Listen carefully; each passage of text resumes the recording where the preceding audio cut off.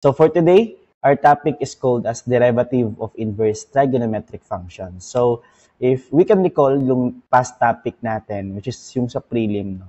End of prelim, that was trigonometric function. So trigonometric function is sine, cosine, no? Which involves sine, cosine, tangent, cosecant, secant, and cotangent. So for today, hahanapin po daw natin yung kaniyang inverse. No? So inverse, the meaning of inverse is yung -1. Or pwede din siya tawaging arc sine. So that is just the same, no? Sine -1 of x or arc sine of x. That is called as inverse trigonometric function. So therefore, ang mga formula nila is different from yung original, no, na trigonometric function. But again, do not be shocked, no? So huwag kayong ma-shock kasi that is just a formula. So it is an advantage to you for the reason that online class tayo. So all you need is to familiarize and memorize the formula and then apply lang natin yung step by step na ginagawa natin as usual.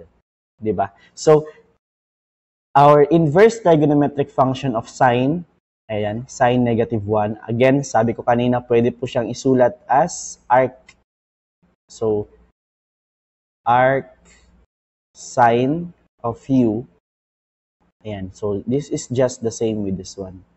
So arc sine or sine raised to the power of -1. That is just the same, which is inverse trigonometric function. Same as the rest. Okay? So sabi po dito, ang inverse daw ng ating sine is u prime over the square root of 1 minus u squared. So pakisulat sa inyong mga index card or sa inyong notebook or paki-screenshot because later I will be asking questions if ano yung mga formulas natin. In operating our inverse trigonometric functions, all we need to do is to determine for our u, then i-derive po natin sa u which is called as u prime. Pagkatapos po is i-substitute lang po natin dito sa formula and you're done. Diba? As easy as that one. Diba? So medyo mahirap siya tingnan, yes po. Pero madali lang yan, no? That is just a matter of memorization. Okay? So pag cosine po, that is just, pag memorize mo, hindi naman anim talaga yung i-memorize mo. For the reason that si sine, if memorized mo na, i-negative mo lang po yung kanyang u prime and that is cosine na. So, ang difference lang po nila is ang kanilang sine. And how about yung secant natin? If you memorize your secant, that is u prime over u or absolute value of u. Dapat merong absolute value. Then, the square root of u squared minus 1. Okay, so let us discuss what is absolute value. So as we all know, I hope that na-discuss ito sa ating senior high. Pero pag hindi, okay lang. No? So yung absolute value, the meaning of that one is to alter the sign into a positive one. Okay? So therefore, for example, -2x, absolute value, magiging 2x. If we have a given which is 2x, same pa din 2x. So therefore, lahat po ng negative na nasa inside is magiging positive. Sir, what if, sir, exponent yung negative? So, hindi po. No? Same pa din siya, negative. Yung ating sign lang ng ating constant. So, hindi yung pati yung ating exponent is ma-positive. Again ha, so yung ating constant lang and hindi kasali yung ating exponent. Okay? So, therefore, if memorize mo yung ating secant, all you need to do is to alter its sign into negative para kay cosecant or inverse cosecant of u. For tangent, ayan po. Wala tayong square root. That is u prime over 1 plus u squared. And then if memorize mo na si tangent, ang gagawin mo lang po is to make it a negative sign para kay cotangent. So that is negative u prime over 1 plus u. So, kindly screenshot po or pakisulat. Okay? So, I think we can proceed to our example now. So, ang gagawin lang natin na is determine yung u. Determine yung formula. And then, determine yung u. Derive mo or derivative ng u. Then, substitute. So, 4 steps lang po yung gagawin natin. Okay? So, here we have letter A. Okay, that is the derivative of arc sine 2x. So, raise hand po, what is our formula for arc sine or yung sine -1? Ayan, diba? That is just the same.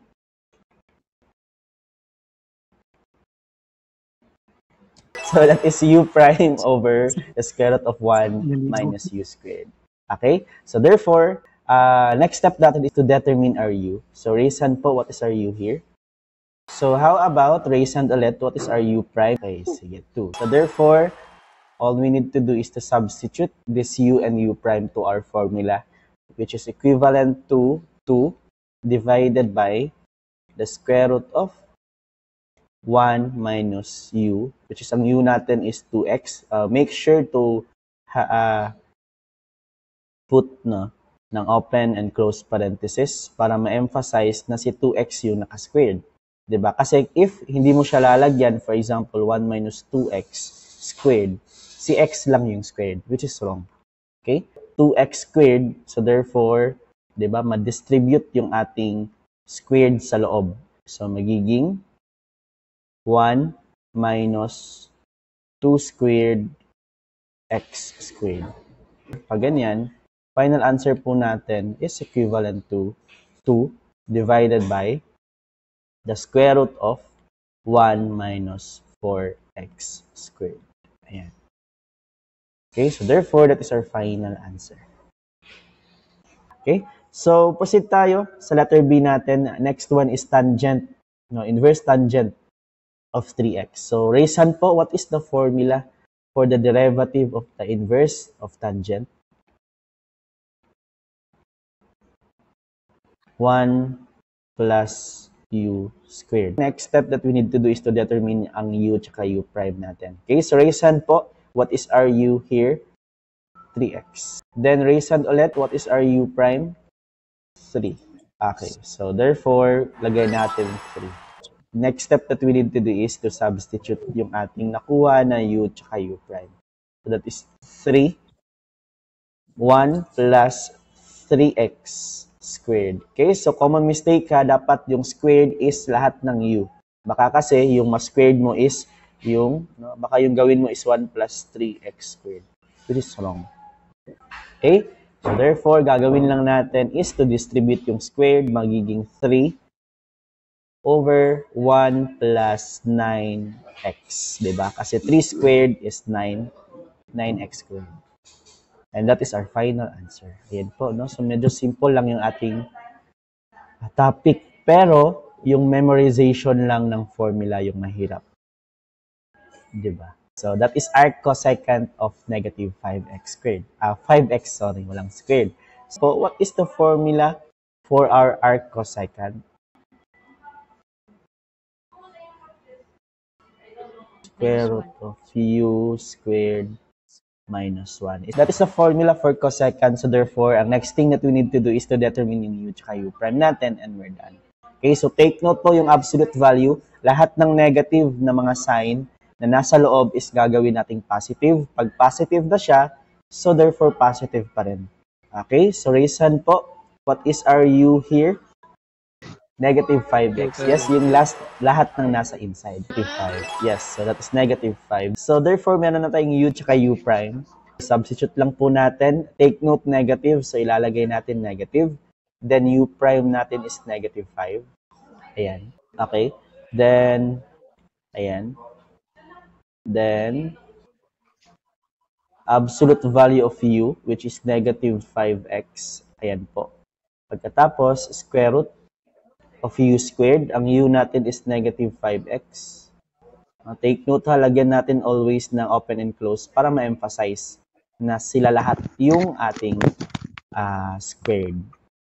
Ito siya, minus 1. So therefore, next thing that we need to do is simplify. Yung sa itaas muna tayo, negative multiplied by negative is positive. So therefore, that is positive 5. Pagkatapos, yung nasa baba, this is absolute value. Diba? Sinabi ko kanina, pag absolute value, lahat ng negative sa loob is magiging positive. So therefore, this will become 5x.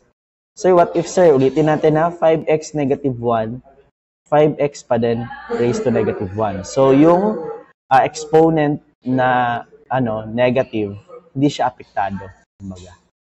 Anyway, so proceed tayo with this one.